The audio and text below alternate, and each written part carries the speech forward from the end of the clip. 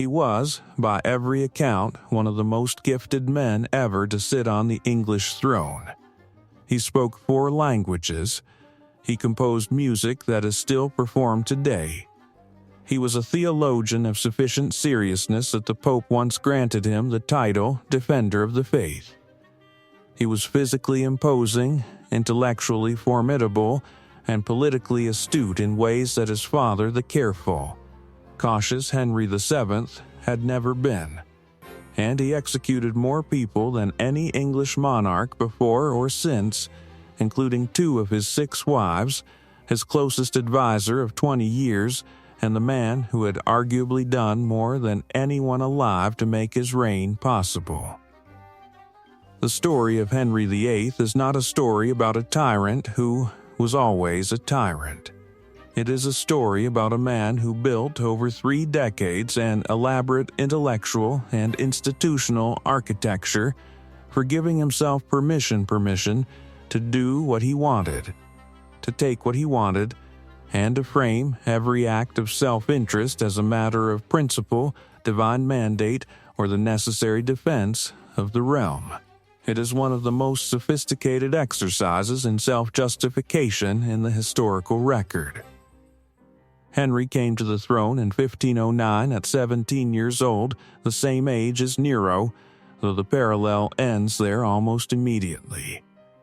Where Nero was placed on the throne by his mother's maneuvering, Henry was a genuinely prepared heir, educated for kingship, culturally accomplished, and arriving at power with the enormous advantage of a kingdom his father had left solvent and stable.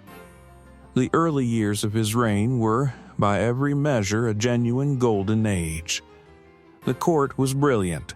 The king was generous, energetic, and seemingly capable of the kind of balanced governance that his advisors hoped for. Thomas Wolsey, who rose to become cardinal and Lord Chancellor, was the administrative engine of Henry's first 2 decades. He was an extraordinary man of low birth, risen entirely through ability, managing the affairs of the kingdom with a competence that freed Henry to be what Henry most wanted to be: magnificent. The relationship worked because it served both men. Henry received effective governance and the freedom to pursue his interests. Wolsey received proximity to power and the resources to pursue his own ambitions. But the relationship also established a pattern that would define Henry's reign, the king's desires framing themselves as necessities, and the advisor's role being not to question those desires but to find ways to fulfill them. When Henry decided, around 1527, that his marriage to Catherine of Aragon must be annulled, that the union was invalid before God, because Catherine had previously been married to his brother Arthur Wolsey, was tasked with obtaining the annulment from Rome. The theological argument was not entirely without substance, but the timing of Henry's discovery of this theological problem coincided precisely with his infatuation with Anne Boleyn, and the urgency of the annulment was inseparable from his desire to marry her, and crucially to produce a male heir that Catherine had failed to provide. Wolsey could not deliver the annulment.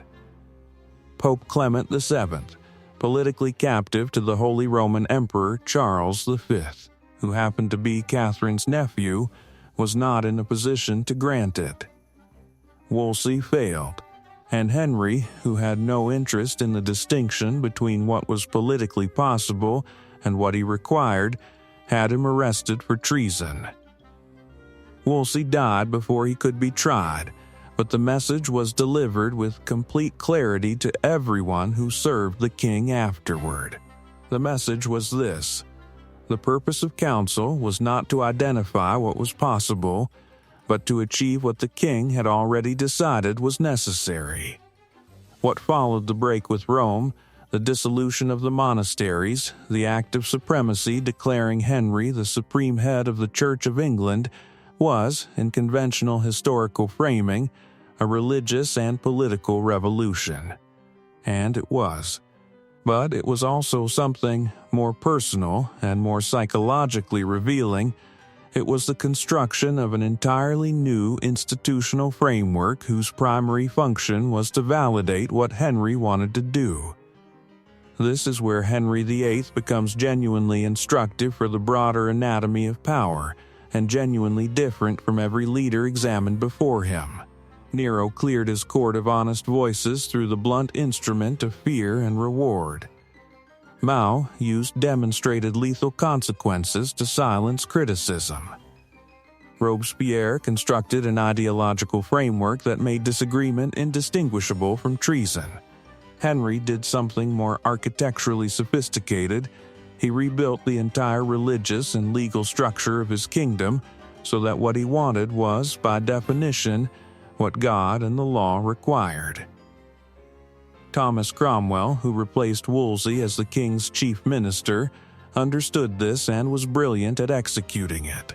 The legislation that restructured the English Church and the English state between 1532 and 1540 was Cromwell's administrative achievement, but each piece of it served a specific royal desire: the annulment, the new marriage, the wealth of the monasteries redirected to the crown, the elimination of any authority papal, parliamentary, or ecclesiastical that could place itself between Henry and what he had decided he needed. Thomas More, who had been Henry's friend for decades and as Lord Chancellor, refused to take the oath of supremacy. Not loudly More was characteristically precise in his refusal, declining to explain his objection rather than stating it openly, hoping that silence might protect him. It did not.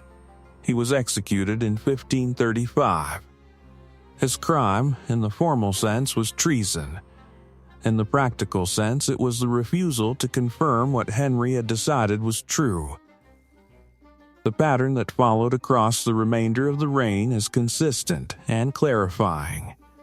Aunt Boleyn, who had been the reason for the break with Rome, for whom an entire kingdom's religious settlement had been restructured, was accused of adultery and treason in 1536, convicted on evidence that most historians regard as fabricated, and executed.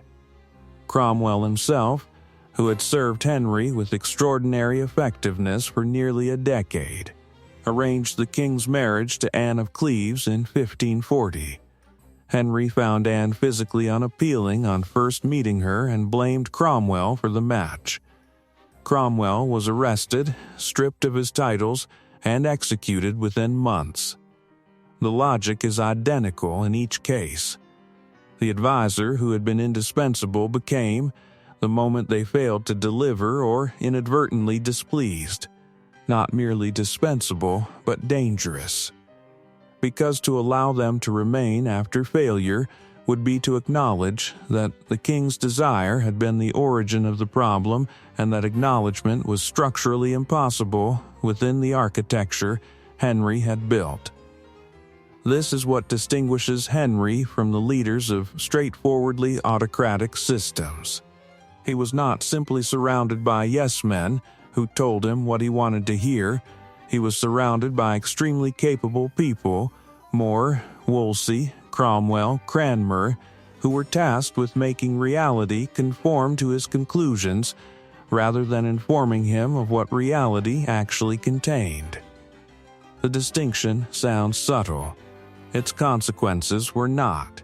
A king whose advisors are selected for obedience receives less information than a king who selects for flattery, because the capable and obedient advisor learns to work around obstacles silently rather than reporting them, and the obstacles accumulate unseen until they become unmanageable. Across the reign's final decade, Henry grew increasingly isolated, increasingly suspicious, and increasingly given to the conviction that the people around him were conspiring against him.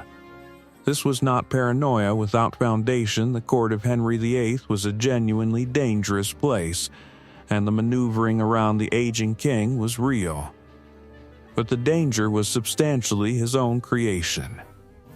He had built a system in which every advisor knew that honest counsel was potentially lethal, and in that system, the actual maneuvering the factions, the hidden agendas, the strategic marriages, and strategic denunciations replaced honest counsel as the primary mode of communication. He had asked for a court that confirmed him. He received a court that manipulated him. The difference between the two, from the king's perspective, was invisible until it was too late. What Henry VIII represents in the anatomy of power is the particular danger of intelligence in the service of desire. He was not a stupid man who couldn't see the consequences of his actions. He was a brilliant man who built sophisticated justifications for not having to. The theological arguments were real. The legal architecture was genuine. The institutional revolution was lasting. But beneath all of it was a simpler and more human thing. A man who wanted what he wanted and spent 36 years on the throne ensuring that the world around him had no mechanism for telling him no. Institutions do not constrain power on their own. They constrain it only as long as the people inside them believe the constraints are real. Henry taught his court that they were not.